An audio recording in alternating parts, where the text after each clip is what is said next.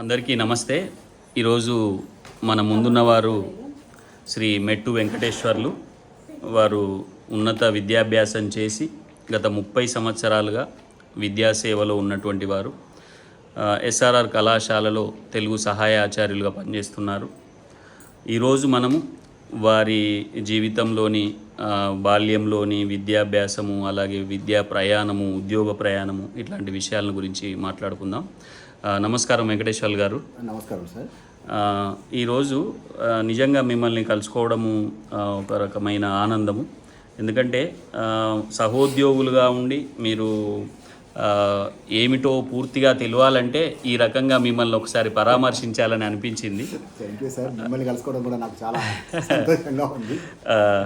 అయితే మీ బాల్యము, విద్యాభ్యాసము ఎట్లా గడిచింది మీ బాల్యము? అంటే ఇప్పుడు మీరు భీమదేవరపల్లి మండలంలో, జమ్మికుంట మండలంలో దాదాపు చాలా కాలము కూడా పోవాల్సి వచ్చింది. ఓకే, ముందుగా మీ ప్రాథమిక విద్య ఎక్కడ మొదలైంది? ప్రారంభంగా మా సొంత ఊరు ధర్మారం. చాలా ధర్మారాలు ఉన్నాయి సార్.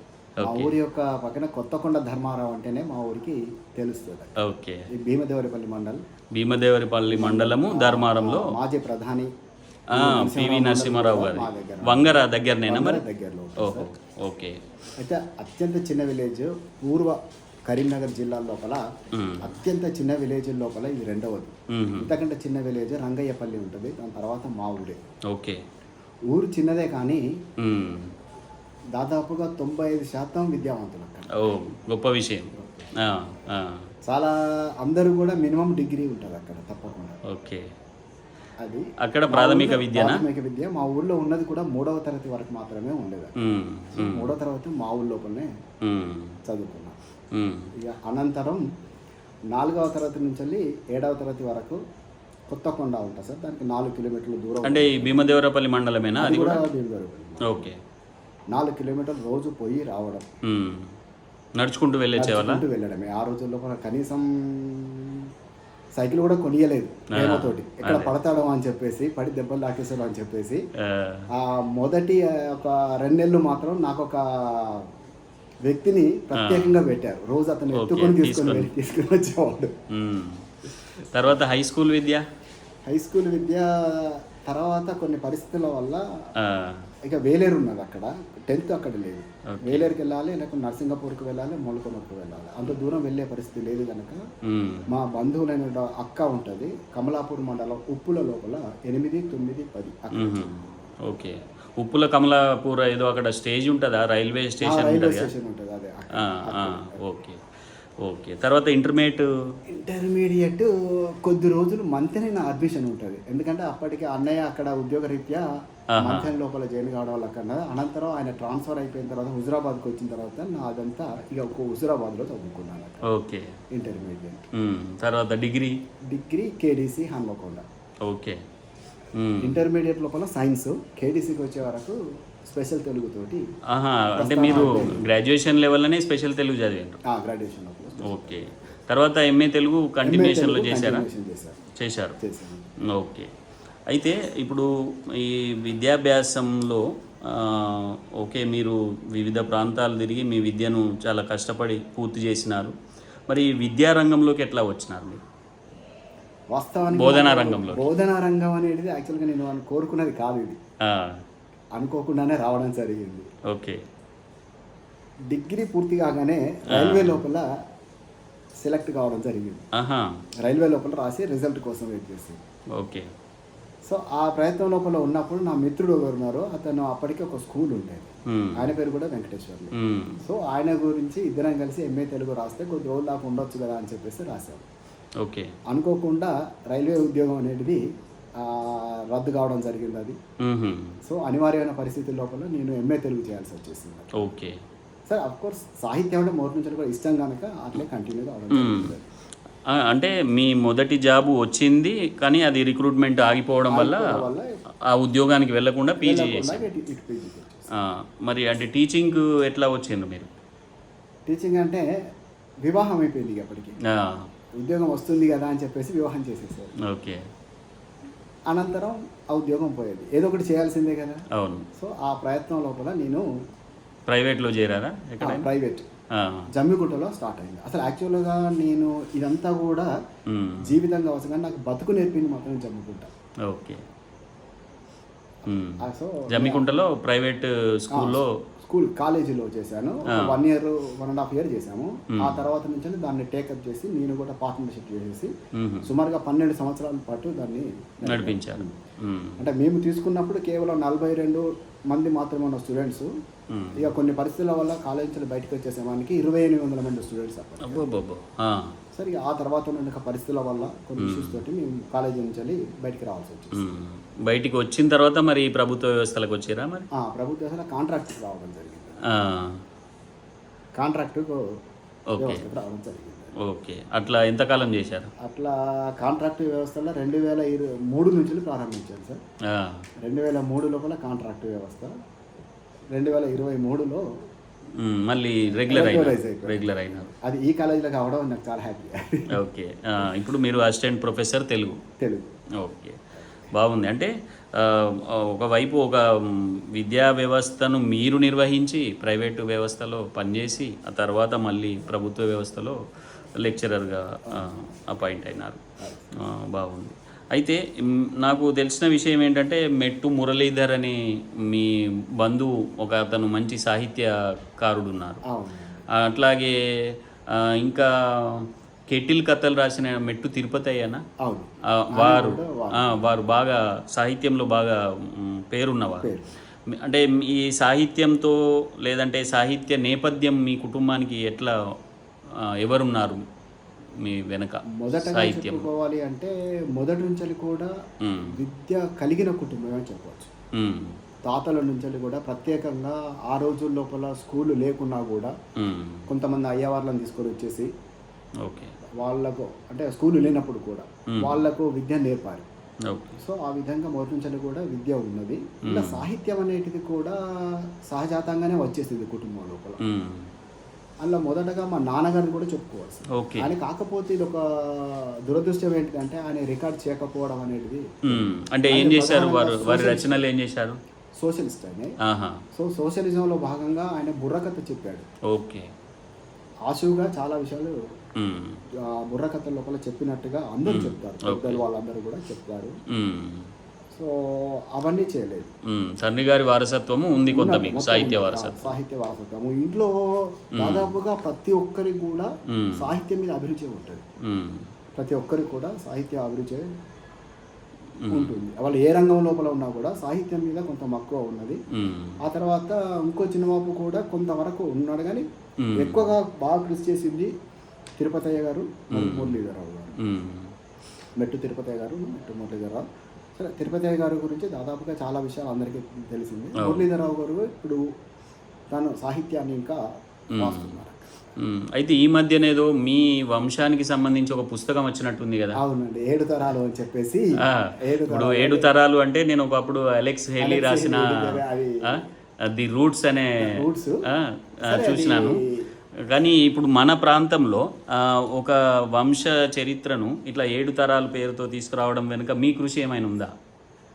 కొంతవరకు అంటే ఇది ఇక్కడ జరిగినటువంటి ఒక సంఘటనలు ఏం చేయలేదు. జస్ట్ ఒకరి తర్వాత ఒకరి కుటుంబం ఏంటిదో పరిచయం చేయడం జరిగింది. సో ఆ తర్వాత వాళ్ళ యొక్క జీవనము, వాళ్ళ యొక్క జీవితము, సామాజిక దృక్పథం అందులో చెప్పబడలేదు. కానీ మా సభ్యులు ఎవరు ఉన్నారు, మెట్టు నరసమ్మ నుంచి ప్రారంభమవుతుంది. ఊరు పొందింది ఈమె ప్రాపర్. అంటే ఆమె ఏ తరము? 4 మీకంటే 7వ తరం. ఆమె మాది మా తర్వాత తరం 7వ తరం ఉన్నారు, 5వ తరం ఉన్నారు, 6వ తరం, 7వ తరం కూడా ఉన్నారు. సో మాది 5వ తరం. ఇది ఒక నిజంగా ఒక స్ఫూర్తిదాయకమైనటువంటి అంశం. ఇప్పుడున్నటువంటి పరిస్థితుల్లో ప్రతి ఒక్క చాలా కుటుంబాలు కూడా తమ యొక్క చరిత్ర నేర్చుకోవాలని చెప్పేసి కనీసం వాళ్ళ యొక్క సామాజిక జీవనం కాకుండా కూడా, సామాజిక పోరాటాలు కాకుండా కూడా మా కుటుంబ సభ్యులు ఎవరు అని తెలుసుకునే ఒక ప్రయత్నం అది జరిగింది. అది అందులో కొంతవరకు ఇక సేకరించిన లోపల ఉన్నాం. అది ఇప్పుడు ఇంకా దాన్ని చేయాల్సిన అవసరం ఉంది. మెట్పల్లి మా ప్రాపర్గా చెప్పబడుతుంది. ఓకే. ఈ హుజరాబాద్ దగ్గర ఉన్న మెట్పల్లిగా, అక్కడి నుంచి కొంత సేకరించాలి అవసరం ఉంటుంది. అది అన్నారు మా చిన్నాన్నగారు. ఏమన్నారా, అది నీ బాధ్యతరా అంటే సరే అని అన్నాను. మరి మీరు ఏమన్నా సాహిత్య సృజన వైపు అడుగు వేయలేదా? సృజన వైపు వేలేదు కానీ చదవడం మాత్రం వచ్చేసి సృజన జరగలేదు. అంటే ఎట్లాంటి పుస్తకాలు చదివేవారు అందాదా మీకు? మీ ఇప్పుడు మీ పెద్దల నుంచి కానీ వచ్చిన సాహిత్యం కానీ, లేకపోతే మీరు చదివిన పుస్తకాలు కానీ, అంటే ఏంటి కమ్యూనిజం వైపు ఉండేటియా, లేదంటే సంప్రదాయ సాహిత్యమా? ప్రత్యేకంగా ఇది అని లేదు, చదవాల్సినప్పుడు ఏం చదివినా. దాని ప్రధానంగా నాకు ఇంకొక అన్నయ్య ఉంటాడు, ధర్మారావు ఉన్నప్పుడు ఆయనతో పరిచయం ఉన్నప్పుడు ఆయన చదవడం అలవాటు చేశాడు అక్కడ. ఓకే. ఆ ఊర్లో కొంతకాలం మీ ధర్మారం లోపల ఉన్నప్పుడు ఆయన కూడా డిగ్రీ అయిపోయాక అక్కడే ఉన్నాడు. ప్రతిరోజు ఒక 8 మంది 9 మంది కలిసి ఉండేవాళ్ళము. ఓకే. అంటే సామూహికంగా చదువుకునేవాళ్ళు. చదివి ఆయన పుస్తకం పట్టుకొచ్చేవాడు. ఈ పుస్తకం చదవాలి, చదివి అప్పుడు ఒక ఆయన ప్రత్యేకత పెట్టాడు, ఇవాళ పుస్తకం చదివిన అంటేనే మనం అన్నం తినాలి, లేకుండా తినకూడదు అని. ఓకే. అట్లా ఆ ప్రయత్నం లోపల ఈ పుస్తకమే చదవండి కాదు, ఏదైనా సరే ఏదైనా చదవాలి, దాని నుంచి మళ్ళీ చెప్పాలి, చర్చ, ఆ చర్చలో పాల్గొనాలి. ఆ పరిస్థితి అసలు ఇప్పుడు మన విద్యార్థులకు కూడా ఇట్లాంటి ఇది మనం ఒకటి పెడితే బాగుంటుందేమో. అంటే రోజుకో పుస్తకం ఇచ్చి, వారానికి ఒక పుస్తకం ఇచ్చి మీరు చదవండి, దాని గురించి మాట్లాడండి. అప్పుడు ఆ కమిట్మెంట్ ఉంది అండి. ఆ ఉన్న 8-9 మంది ఆ చర్చిస్తేనే అన్నం తినాలి. ఆ రోజు చర్చించకూడదు, పుస్తకం తగ్గకుండా అన్నం తినకూడదు. ఒక ఎందుకు వాస్తవానికి ఆయన నాకు ఈ మాత్రం ఉన్నటువంటి ఒక సామాజికమైన అవగాహన కలిసి కూడా ఆయననే సురేందర్, మెట్టు సురేందర్ అని చెప్పేసి. ఓకే.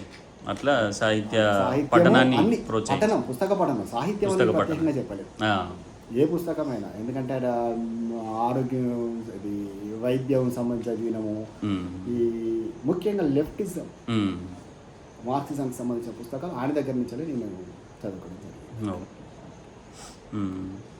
ఇంకా మరి మీకు ఈ ఏంటి మీ గురువులు ఎవరైనా మీకు బాగా ఇన్స్పిరేషన్ ఇచ్చినటువంటి వాళ్ళు? గురువు మొట్టమొదటి సత్యనారాయణ సార్. నిజంగా ఆయన గురువు కంటే నాకు వాత్సల్యుడే ఎక్కువ. నన్ను ఎత్తుకొని పోయి స్కూల్కి పట్టుకుపోయాడు. ఓకే. ఆ తర్వాత కొత్తకొండకు వచ్చినాక సమయ సార్, ఆయన కూడా మల్టీ అన్ని విషయాల లోపల ఆయనకు అవగాహన ఉంటుంది. సైన్స్ చెప్పేవాడు, హిందీ చెప్పేవాడు, లెక్కలు చెప్పేవాడు, అన్నీ చెప్పేవాడు. అది తర్వాత హై స్కూల్కి వచ్చే వరకు Prakash sir, Jeevan Reddy sir, Lakshmi sir, ఈ ముగ్గురు. లక్ష్మీ సార్ అప్పుడే రేడియో లోపల పాటలు పాడడం అనేది మన ప్రాంతం నుంచి ఆయన మొదటిసారి జానపద గేయాల పాడేది మన ప్రాంతం నుంచి ఆ ఉప్పులా ఉన్నప్పుడు అది లక్ష్మీ సార్. ఈ మధ్యలో దివంగతులయ్యారు. ఇక ఇంటర్మీడియట్కి వస్తే మాత్రం నాకు ఇక్బాల్ సార్ను, కృష్ణమూర్తి సార్ను మర్చిపోలేదు. అంటే వాస్తవానికి ఇంటర్మీడియట్ లోపల మేము మ్యాథ్స్ లోపల మ్యాథ్స్ గ్రూప్ మొత్తం 108 మంది, అందులో 108 మందికి 106 104 ఫెయిల్ అయింది, కాలేదు. ఫెయిల్ అయినా పాస్ అయింది 4 5. ఓకే. అంటే ప్రధానంగా మ్యాథ్స్, ఫిజిక్స్లో ఫెయిల్ అయ్యారు. అప్పుడు చాలా టఫ్గా అనిపించేది. అప్పుడున్న పరిస్థితుల వల్ల మరి ఏమో తెలియదు, ఏ సార్ను కూడా నిందించలేదు అప్పుడున్న పరిస్థితుల బట్టి. అటువంటి పరిస్థితుల లోపల వీరు బదిలీలో భాగంగా ఈ కృష్ణమూర్తి సారు, ఇక్బాల్ సార్ వచ్చేసారు.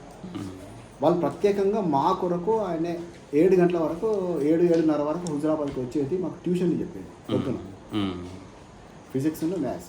సో ఆ విధంగా మీ అందరం కూడా క్లియర్ అయిపోయినా ఇంటర్నెట్ కూడా అట్లా పూర్తి చేస్తున్నాం. నిజంగా వాళ్ళు ముఖ్యంగా ఫిజిక్స్ మీద ఆసక్తి కలిగించింది ఇక్బాల్ సార్.